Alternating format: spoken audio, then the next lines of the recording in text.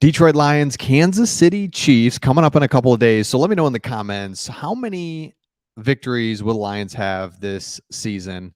Craig and I'll be coming out with our official predictions here soon before the season starts. We haven't actually done that yet, but let me know in the comments how many wins can they get. I'm thinking 10, 11, win the division with 10 or 11. That would be perfect, right? It's about winning the division really for me. So the Lions have an advantage over the Kansas City Chiefs that we're not talking about or that we have forgotten about. So this offseason, Chiefs offensive coordinator Eric Bieniemy left Kansas City. And I'm going to tell you why that's important and why we need to watch out for something this season from the Kansas City Chiefs, because Eric Bieniemy leaves Kansas City, where he was there for 10 years. He was like running backs coach and some other, but then he was offensive coordinator the same time that Patrick Mahomes took over the last 5 years or so. So Eric Bieniemy, this is why it's interesting. He takes a lateral move and goes over to the Washington Commanders. But obviously Andy Reid gets the attention, as he should. Patrick Mahomes, the whole deal. They're good, right?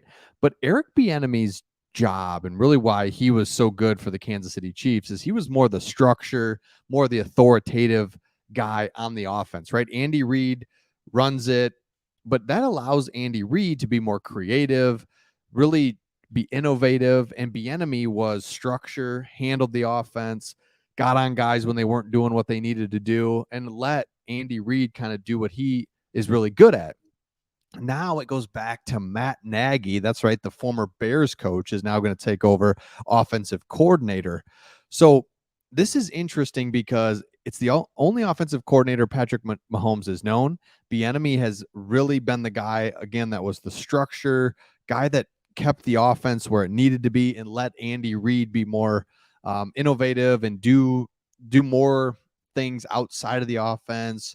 And Bieniemy really controlled that. So now this is a new system, not a new system, a new way of doing things for the Kansas City Chiefs. And week 1 will be their first test run at it, and we have not seen it yet. Whereas the Lions are going into year 2.5 with Ben Johnson as offensive coordinator, year 3 with Aaron Glenn, defensive coordinator, year 3 with Dan Campbell, right?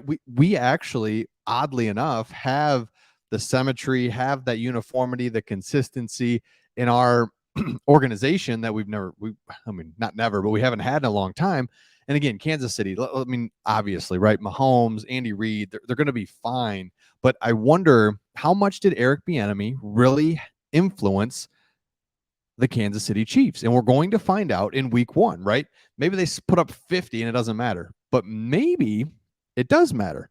So this is an article from ESPN back when Bieniemy left, and it says this: Chiefs have a succession plan that likely means Matt Nagy takes over offensive coordinator. He was the quarterbacks coach in 2016 and 17 before he left for the Bears. So the transitions to be close to seamless as reasonably possible for Mahomes in the offense, because Reid will maintain his considerable presence. So that's the counter to what I'm saying. You know what? We'll be fine. Nagy comes in. He was here. He was there. Boom. Fine. I just don't think it's that easy. Nagy's different than Bieniemy. Bieniemy thinks he's the real deal, thinks he's not getting a chance, so he's moving out of the shadow of Andy Reid and Patrick Mahomes, going over to the Commanders. And that is what's going on here. So look, it says Reid's shadow wasn't an obstacle for Doug Peterson and Nagy, his first 2 offensive coordinators after joining the Chiefs. Each moved on to the head coaching job.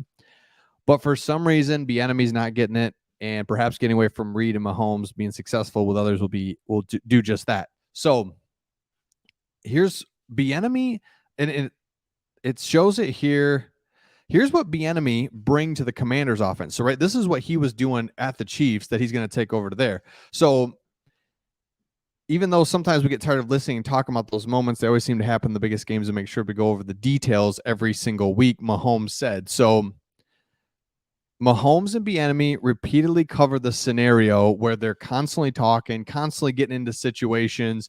And this is where I wonder, Bieniemy's absence, being the only offensive coordinator that Mahomes is known, makes it interesting. Well, but the majority of Mahomes' time. I don't know if Mahomes was there a little bit for Nagy or not, since he was a starter. I think 2018 is when he started, and that's that's when Bieniemy was the offensive coordinator. So it's an interesting spot for the Lions to be in. I love it since I saw it. Of course, love just being opening game, kickoff game. You're excited for to see your team, and so to have them in the first game, great. But if you're going to play the Kansas City Chiefs, which we were this year anyway, let's play them game one and find out. Let's not let them get in a rhythm. Let's play them week one while we're fresh too, because we have good players now. Before it's like, maybe, you know what, playing week 9, everything's muddled up. They've got injuries. We've got it. No, I think we want to go in healthy. We are a good team that's going to play really well, especially on the offensive line. And if you've been watching this channel, you know I've been saying it. I'll keep saying it. We are going to run the football more than people are realizing. We've got a healthy offensive line, 2 good running backs, and an offensive coordinator that knows if we can run the ball, then we fit right into Jared Goff's strength, which is play action, under center, play action. And we're going to run the ball well because we have better backs and we have a better offensive line than we had last year. Same guys, but we're healthy. So we're going to be able to run the ball against the Kansas City Chiefs. They're without Chris Jones. So let's go, right? They're out Chris Jones, and if you look at their defensive line, it's nothing that scares you. And so you're able to run the ball. And again, maybe, just maybe, the Kansas City Chiefs aren't firing on all cylinders offensively like they have been these last few years. Now, they're still going to be good no matter what. Andy Reid, Patrick Mahomes, Kelsey, all those receivers, Sky Moore, like, they're going to be good. But really, there's a big difference between scoring 28 points and 38 points.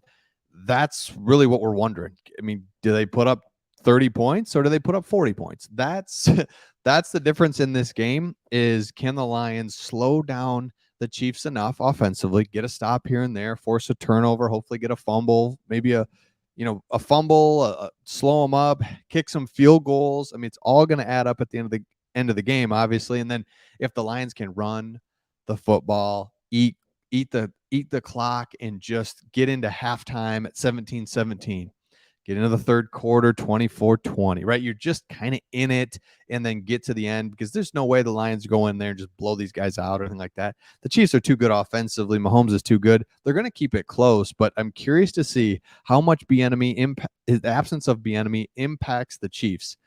Maybe not at all, maybe just enough for the Lions to pull out a victory. So let me know your thoughts in the comments. Again, comment below how many victories you think the Lions will get this year. And excited to watch the Lions. Craig and I'll be going live at halftime of this game. Share our thoughts, look at what can we do different, better. Make sure you jump over to our channel at halftime to check us out. In the meantime, we'll see you on the next one. Go Lions.